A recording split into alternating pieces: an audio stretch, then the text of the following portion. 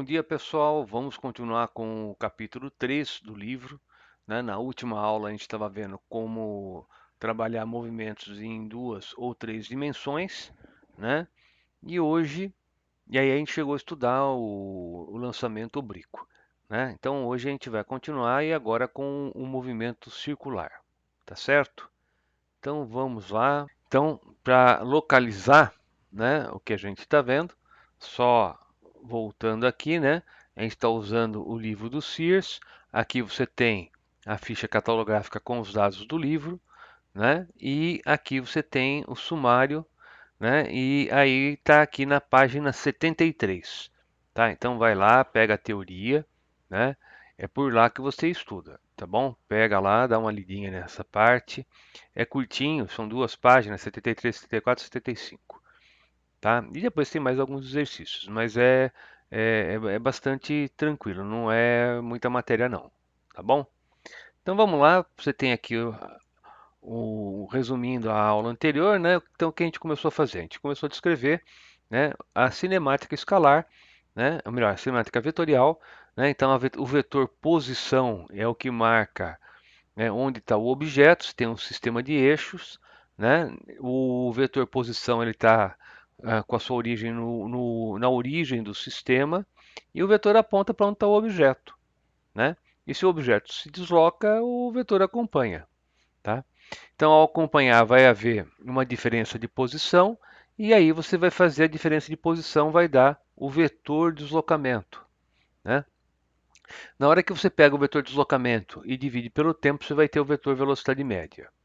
Se esse intervalo de tempo tender a zero, você vai ter então o vetor velocidade instantânea. O vetor velocidade instantânea, ele é tangente à trajetória, né? Estão lembrados disso, né? Tá certo? E aí você pode ter, né, um movimento que é um movimento que tem uma intensidade constante ou a intensidade dele está variando, né? Se a intensidade estiver variando, né, então aí você vai ter um movimento que pode ser acelerado ou retardado. E ele pode estar andando reto ou ele pode estar virando. Então, se ele for reto, o movimento é retilíneo. Se ele estiver virando, você vai ter um movimento curvilíneo. Seja como for, né, toda vez que você tem a variação do vetor velocidade, você passa a ter um vetor aceleração, tá? E aí, né, começa todo aquele tratamento de novo.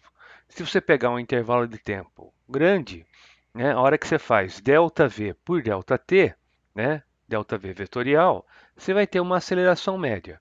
Se você tiver, né, um ΔT tendendo a zero, aí vai ser uma aceleração instantânea. Então aqui, ó, nesse caso, você tem, né, o vetor aceleração média, tá? ΔV por ΔT, tá bom? Bem, além disso, né, quando você tem esse ΔT tendendo a zero, então aí você passa a ter a aceleração instantânea. Essa aceleração instantânea, ela pode também ser decomposta nos três eixos que você tem no seu sistema, eixo x, y e z. E aí você vai ter aqui cada uma das componentes. Então, quem que é a aceleração? Vai ser a derivada da velocidade, né? E aqui você está escrevendo quem é esse vetor então, né? Olha, a aceleração é composta de três componentes, no eixo x, y e z, e jk são os vetores unitários, né? E a aceleração é a derivada segunda do espaço. Também você pode usar essa outra que você tem aqui. Você tem que a trajetória do objeto, né, que ele descreve está aqui. Você tem o vetor velocidade que é tangente, sempre tangente, e a aceleração, ela pode estar apontando, né, ou na direção do movimento ou para o lado dentro da curva, nunca para o lado de fora, tá? Aqui nesse caso ele tem, né, essa aceleração instantânea, ela tem uma componente a favor, né, da velocidade, então quer dizer que esse movimento é um movimento acelerado, né, e tem uma componente que aponta para o centro da curva, né, que a gente chama de aceleração centrípeta, né, e que o livro chama de aceleração radial, né? Então, tá aí.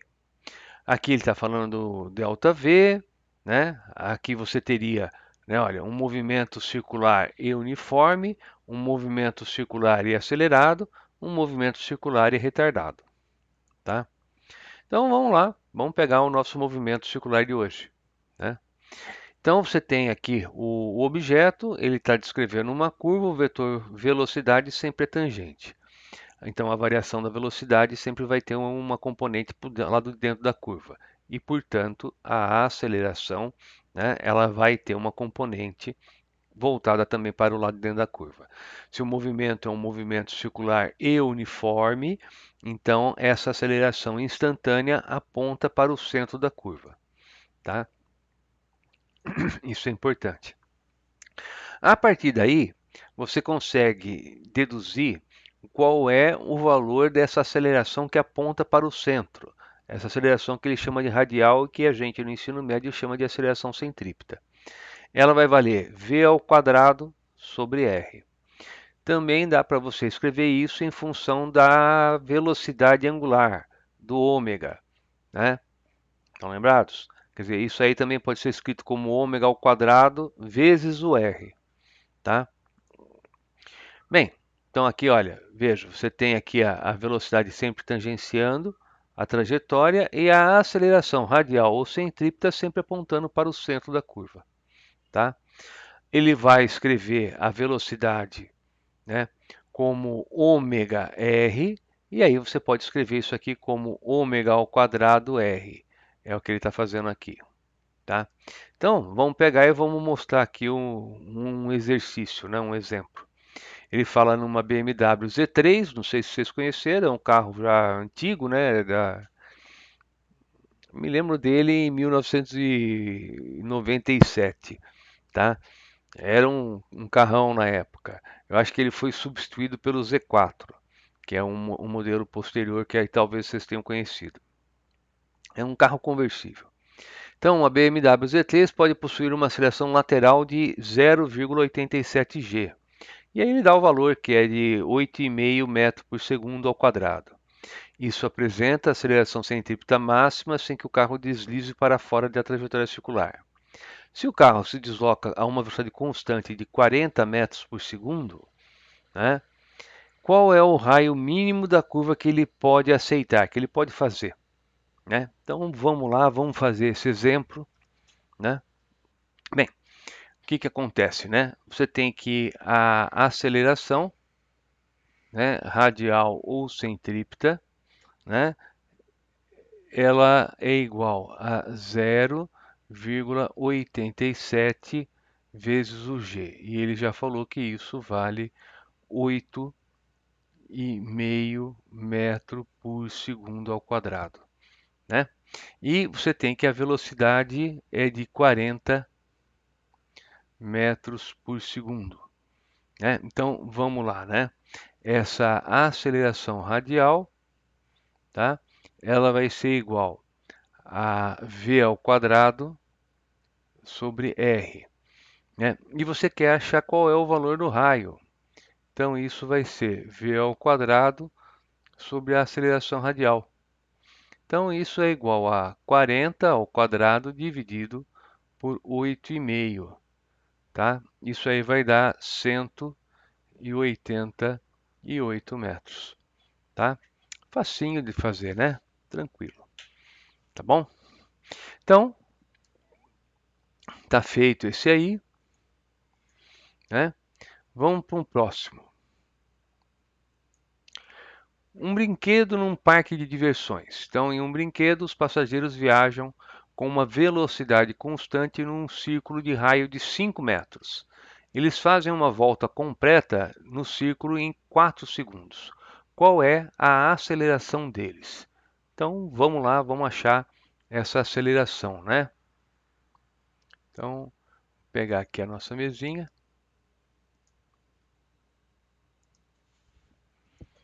Então, o que você tem aí é o seguinte, ó. O raio é igual a 5 metros, né? Você tem que o período ele deu é de 4 segundos, né? E portanto, você teria aqui o seguinte, ó. A velocidade angular ômega é igual a 2π sobre t, período. Então isso é 2π sobre 4. Quer dizer, π sobre 2 radianos por segundo. Quem que é π sobre 2 radianos? É 90 graus, quer dizer, ele faz 1/4 de volta a cada segundo, né? E aí, ele quer saber qual vai ser a aceleração. Bem, eu tenho que a velocidade v é igual a ômega r. Então, o v vai ser igual a π sobre 2 vezes o raio, que é 5. Tá? Então, isso vai dar 7,85 metros por segundo, tá? Que é quase 30 quilômetros por hora, tá bom? Então, a aceleração centrípeta ou radial, como ele usa, né, é v ao quadrado sobre r. Então, vai ser o 7,85 ao quadrado sobre 5, né? E isso vai dar para a gente 12,3 metros por segundo ao quadrado, tá?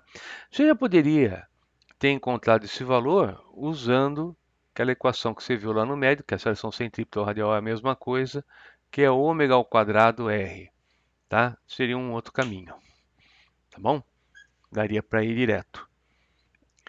Bem, vamos passar então para a aula de hoje. Foi curtinho, ó. Tem aqui o resumo, né, das equações que a gente viu, tá bom? Então dá uma lida no resumo, tá no final do capítulo, tá? E deixar para vocês aqui uma tarefinha, tá bom? Então veja, ó, o exercício 3.21, 3.22, 3.23, 3.24 até o 3.26. Fica para vocês. Ó, vamos fazer o 3.21. Para quem está curioso, esse é o Z3 BMW. É um carro lá da virada do milênio, tá bom? E esse exercício que a gente está fazendo agora tem a ver com isso, tá bom? Então fica o carro aqui, fica aqui a Terra. Então você tem aqui o seguinte, ó, tá aqui o Equador, né? O raio é de 6.400 quilômetros, está aqui o objeto que está virando, né? E aí ele diz aqui o seguinte, ó, a Terra possui um raio de 6.400 quilômetros, faz um giro completo em 24 horas. Qual é a aceleração radial? Qual a aceleração centrípeta, né? Então vamos fazer isso aí. Você vai ter aqui o seguinte, ó. Quais são os dados? Você tem que o período é igual a 24 horas. Isso você tem que passar para segundo. Então vai dar 86.400 segundos. Tá bom? O raio da Terra que ele deu, né, de 6.380 quilômetros, né, tem que passar para metro. Então, isso aqui vai ser 6.380, ou 6.380.000 metros, né? E no caso da aceleração radial, né, você tem ômega ao quadrado r. Então, essa aceleração radial é igual a 2π sobre t ao quadrado vezes o r. Então, a aceleração radial é igual a 4π ao quadrado, t ao quadrado. Π ao quadrado dá quase 10, viu, gente? Vezes o raio. Então, a aceleração radial vai ser 4 vezes π ao quadrado, que é dividido por 86.400 ao quadrado, vezes aqui o 6,38 vezes 10 a sexta, tá bom? E aí tem que fazer essa continha. Então, a aceleração radial, né, fazendo essa continha, vai dar de 3,4 vezes 10 a menos 2 metros por segundo ao quadrado. Tá bom? Ele pede também para você escrever isso aí como uma fração, né, do valor do g.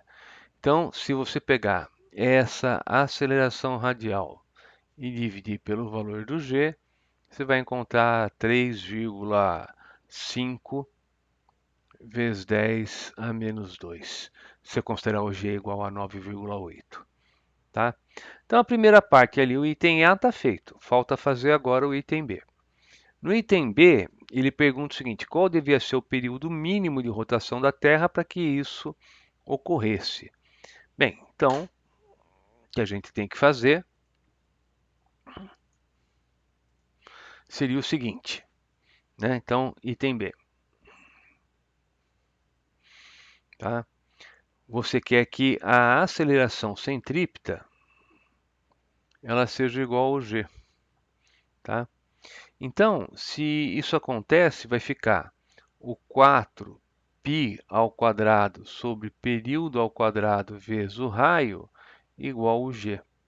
Né? E o que você quer achar é o período. Então, o período ao quadrado ele é igual a 4π ao quadrado, né? 4π ao quadrado vezes o r sobre o g, né? Você passa o t para cá e passa o g dividindo. Então, isso dá que o período é igual a 2π, né, que multiplica a raiz quadrada de r sobre g. Tá? Então, né, fazendo a continha, você vai ter aqui, ó, período igual a 2π que multiplica a raiz quadrada 6.300, ou melhor, 6.380.000 dividido, né, por 9,8. Tá? E aí você encontra 5.069,6 segundos, né? Então, quanto que é isso? Ó, gente, isso é aproximadamente 1h e 24 minutos, tá?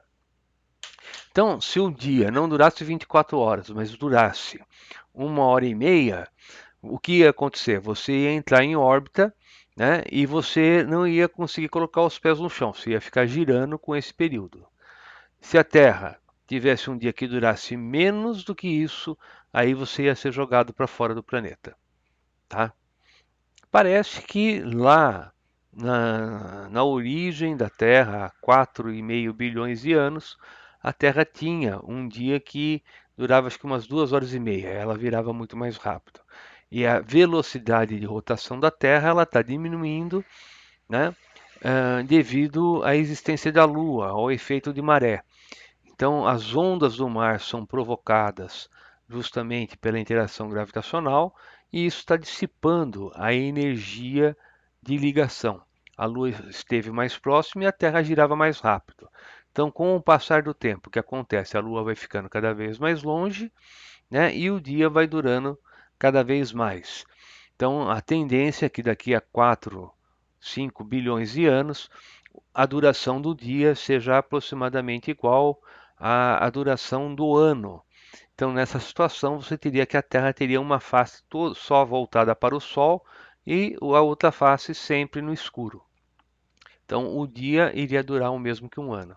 E isso acontece com muitos corpos celestes. Por exemplo, a Lua sempre tem uma face voltada para a Terra.